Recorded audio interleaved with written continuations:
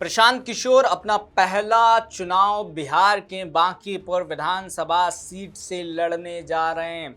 यह seat BJP के राष्ट्रीय अध्यक्ष नितिन नवीन के राज्यसभा सदस्य चुने जाने के बाद खाली हुई है, जिसकी वजह से बांकीपुर विधानसभा सीट पर उपचुनाव होने जा रहे हैं। और अब तक जो दूसरों के लिए चुनावी रणनीतियां तैयार कर रहे थे, वो चुनावी मैदान में होंगे और सामने होगी बांकीपुर विधानसभा सीट, जिसको लेकर ये कहा जाता है कि ये बांकीपुर विधानसभा सीट बीजेपी का गढ़ है और यहां से 5 बार के विधायक चुने गए हैं नितिन नवीन। और अब इस सीट पर 30 जुलाई को मतदान होगा, जिसको लेकर कहा जा रहा है कि अब तक दूसरे नेताओं के लिए चुनावी रणनीति बनाने वाले प्रशांत किशोर पहली बार अपनी राजनीतिक किस्मत तलाशेंगे, या कहें कि राजनीतिक किस्मत को आजमाने की तैयारी करेंगे।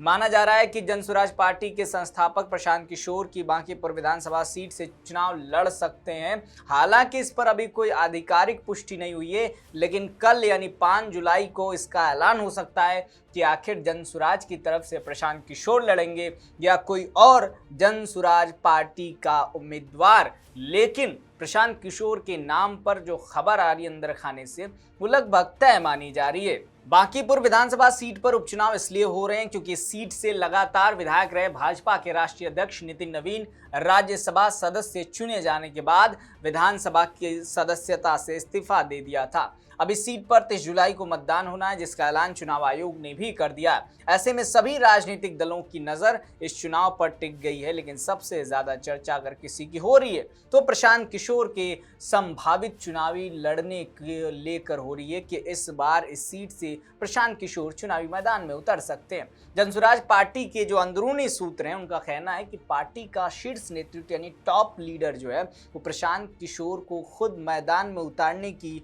कोशिश कर रहा है या उनके नामों को आगे रख रहा है। नवंबर 2025 में हुए बिहार विधानसभा चुनाव में जनसुराज पार्टी ने 243 में से 238 सीटों पर उम्मीदवार उतारे थे, लेकिन उस चुनाव में प्रशांत किशोर ने खुद कोई चुनाव नहीं लड़ा था। उस समय उन्होंने संगठन खड़ा करने और बिहार में पार्टी का विस्तार करने पर ज्यादा ध्यान दिया था। लेकिन अब पार्टी मानती है कि समय आ गया है कि जब उसके सबसे बड़े चेहरे को जनता के बीच सीधे चुनावी मुकाबले में उतरना चाहिए। इसी वजह से बांकीपुर सीट को सबसे उपयुक्त माना जा रहा है। हालांकि पार्टी की ओर से अभी आधिकारिक घोषणा नहीं हुई है। जनसुराज पार्टी की कोर कमेटी की बैठक 5 जुलाई को होनी है और उसी बैठक के बाद उम्मीदवार के नाम का औपचारिक ऐलान किया जाएगा। इन पार्टी के भीतर जिस तरह की चर्चा चल रही है, उससे माना जा रहा है कि प्रशांत किशोर का नाम लगभग तय है।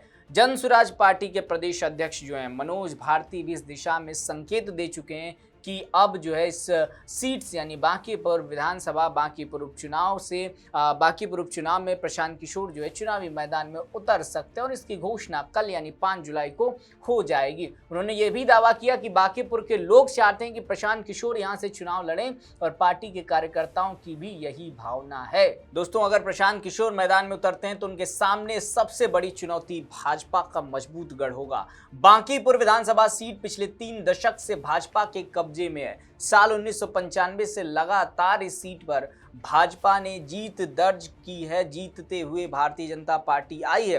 पहले यहां से नवीन किशोर प्रसाद सिन्हा विधायक रहे और बाद में उनके बेटे नितिन नवीन ने सीट पर लगातार जीत हासिल की। यही वजह है कि बांकीपुर को भाजपा की सबसे सुरक्षित शहरी सीटों में गिना जाता है। नितिन नवीन के राष्ट्रीय अध्यक्ष बनने के बाद यह सीट पूरी तरीके से खाली हुई। ऐसे में भाजपा किसी भी कीमत पर इस सीट को अपने हाथ से नहीं जाने देना चाहेगी और इसको लेकर सम्राट चौधरी ने भी कमर कस ली है। पार्टी ने अभी उम्मीदवार की घोषणा नहीं की है, लेकिन सूत्रों के मुताबिक अनुभवी भाजपा नेता और नितिन नवीन के करीबी माने जाने वाले नील रंजन घोष का नाम सबसे आगे चल रहा है। हालांकि अंतिम फैसला भाजपा नेतृत्व ही करेगा कि इस सीट से कौन लड़ेगा। उधर राष्ट्रीय जनता दल जो है, उसके नेतृत्व वाला महागठबंधन भी अपने उम्मीदवार के नाम पर फैसला नहीं कर पाया, यानी मुकाबला भी पूरी तरह खुला हुआ है और सभी दल अपनी रणनीति बनाने में जुटे हुए हैं। इस उपचुनाव की अहमियत सिर्फ एक विधानसभा सीट तक सीमित नहीं है, इसके पीछे कई बड़े राजनीतिक संदेश भी छिपे हुए हैं। भाजपा के लिए चुनाव प्रतिष्ठा का सवाल बन गया है। पार्टी के राष्ट्रीय अध्यक्ष बनने के तुरंत बाद अगर नितिन नवीन की परंपरागत सीट भाजपा हार जाती है तो इसका असर सिर्फ बिहार तक सीमित नहीं रहेगा, बल्कि राष्ट्रीय स्तर पर भी विपक्ष को भाजपा पर हमला करने का मौका मिल जाएगा।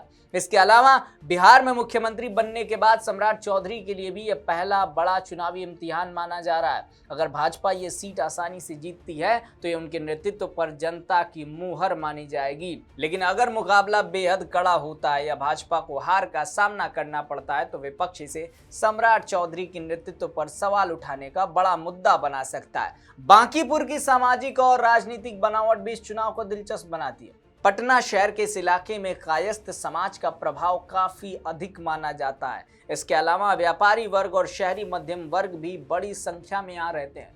लंबे समय से यही वोट बैंक भाजपा की सबसे बड़ी ताकत रही है। इसलिए भाजपा इस चुनाव के जरिए संदेश देना चाहेगी कि उसका पारंपरिक शहरी वोट बैंक अब भी उसके साथ मजबूती से खड़ा है। वहीं जनसुराज पार्टी के लिए चुनाव उससे भी ज्यादा महत्वपूर्ण है। पिछले विधानसभा चुनाव में पार्टी को एक भी सीट नहीं मिली थी। हालांकि उसने पूरे राज्य में लगभग 3.4% वोट हासिल किए थे। ऐसे में विरोधी दल लगातार ये कहते रहे कि जनसुराज केवल चर्चा की पार्टी है, जमीन पर उसकी कोई ताकत नहीं है। अब बांकीपुर का यह चुनाव उस धारणा को बदलने का सबसे बड़ा मौका माना जा रहा है प्रशांत किशोर और जनसुराज के लिए। अगर प्रशांत किशोर खुद चुनाव लड़ते हैं और जीत हासिल कर लेते हैं तो जनसुराज पार्टी को पहली बार विधानसभा में प्रतिनिधित्व मिलेगा। इससे पार्टी को बड़ा राजनीतिक आधार मिलेगा और आने वाले विधानसभा चुनाव से पहले कार्यकर्ताओं का मनोबल भी बढ़ेगा। इतना ही नहीं, अगर वे जीत नहीं भी पाते लेकिन भाजपा को कड़ी टक्कर देते हैं या मजबूत दूसरे स्थान पर रहते हैं, तब भी इसे जनसुराज पार्टी की बड़ी राजनीतिक उपलब्धि मानी जाएगी। इससे यह संदेश जाएगा कि पार्टी अब बिहार की राजनीति में तीसरे विकल्प के रूप में अपनी जगह बना रही है। लेकिन दूसरी तरफ जोखिम भी कम नहीं है। अगर प्रशांत किशोर खुद मैदान में उतरकर कमजोर प्रदर्शन करते हैं तो इससे उनकी व्यक्तिगत राजनीति विश्वसनीयता पर सवाल उठ सकते हैं, क्योंकि अब तक वे दूसरों के चुनाव जिताने वाले राजनीतिकार के रूप में पहचाने जाते रहे।